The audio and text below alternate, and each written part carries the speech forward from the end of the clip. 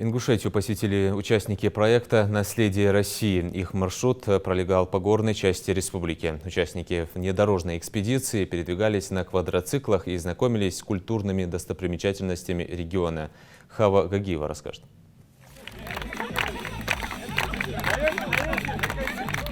Зажигательная лезгинка – залог хорошего дня. Эрзия, Гекал и Цейлом, а теперь и Вовнушки. Список для квадротуристов внушительный, да и места прекрасные, признается Ольга Мустафина. Она вместе с супругом приехала из Москвы. Летние каникулы решили провести экстремально. Очень нравится, да.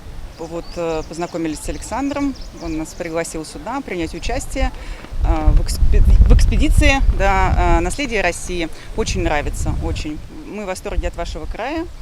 Вот, и очень, конечно, интересно. Ну, все нравится, да, на квадроциклах. И самое главное, на этой технике можно доехать туда, куда нельзя доехать на машинах.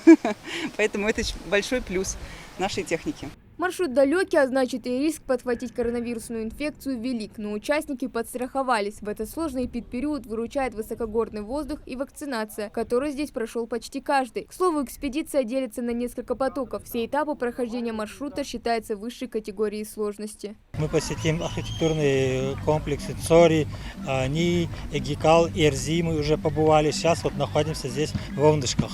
Отсюда уже дальше у нас старт будет в сторону Джейраха.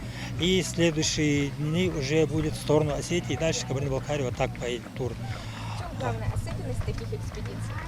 Видите, это своего рода как экстремальный вид туризма. То есть многие путешественники путешествуют просто на автобусе, да, вот приезжают на автобусе, посмотрели, уехали. А на квадро это уже ты непосредственно сам видишь, ты чувствуешь эмоции совершенно другие, когда тебя и подбрасывают на квадриках, и ты чувствуешь ветер, да, вот, который тебя бьет в лицо. Ну и любуешься окружающим видом не из окна, а просто вот так полностью. Идея проекта «Наследие России» – организация внедорожных экспедиций на квадроциклах и автомобилях в краеведческом формате с постоянным знакомством ее участников с природным и историко-культурным наследием нашей страны. Проекту на самом деле 3 года уже.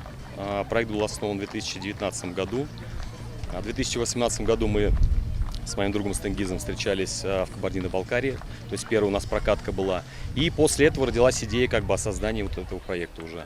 Вот, в 2019 году мы уже набрали команду, группу, и уже в рамках экспедиции, в рамках этого проекта проехали первый раз в Кабардино-Балкарии. Внедорожный проект «Наследие России» – это не просто возможность познакомиться с живописным Кавказом и его богатой культурой, но и отличный повод поправить здоровье в экологически чистых районах страны. Хава Гагиева, Магомед Белакиев, Новости 24.